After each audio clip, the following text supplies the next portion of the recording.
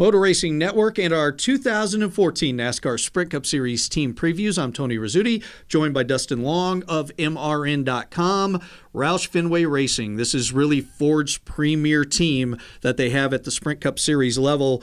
I think when John Henry came over from Fenway Sports, everybody expected that to be the big boost this team needed, Dustin, but it's been 10 years since they won a championship. Sure, Carl Edwards got close a couple years ago when he actually tied Tony Stewart, but Stewart won the race and got the title. But what do we expect out of Roush Fenway this year? Can this be the year they crack back into that championship caliber? Well, I think we certainly expect better than what they did last year. And you mentioned Carl Edwards, and since that 2011 championship race with Tony Stewart, he's not finishing the top 10 in points. That's the first time in his career he's gone back-to-back seasons without a top 10 finish. So that's something that I'm going to keep an eye on to see how well they perform and if they can get back up there. Now, I mean, another thing I think is key with this organization is, you think about Roush Fenway Racing, you think they're good on the big tracks, but at the end of the season, they were not. In the last 3.5-mile tracks, they had one top 10 finish. And you look back at the 5.5-mile tracks in the chase, their best finish was 5th place.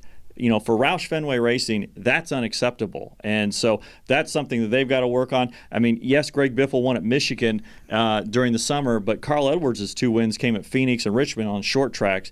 And so they've got to figure out some things with the big tracks. How much do you think a new nose on those cars? Because I talked privately with some folks in the Ford camp, and they felt like they were a little bit at a disadvantage because they put their car out first, and everybody kind of made adjustments from that. Can that help them this year? I think it certainly can. Is it something that's going to be the difference between finishing 10th and winning a race? I don't think so, but I think every little bit helps, and I think they've got some areas they've got to find and catch up on with some of these other teams. That may be one of those areas, but I think it's going to be that plus X, Y, and Z that they've got to figure out. Ricky Stenhouse Jr. won the Rookie of the Year title last year, but when you talk to him, he didn't feel like it was a good season at all. What do you expect out of Stenhouse? I think it's going to be interesting to watch with Ricky. He's reunited with Mike Kelly, who was his crew chief when they won nationwide championships. Ricky's talked a lot about how it felt like they were good early in the race. They would struggle in the middle of the race and maybe get a little bit better toward the end, but they really kind of struggled mid-race adjustments.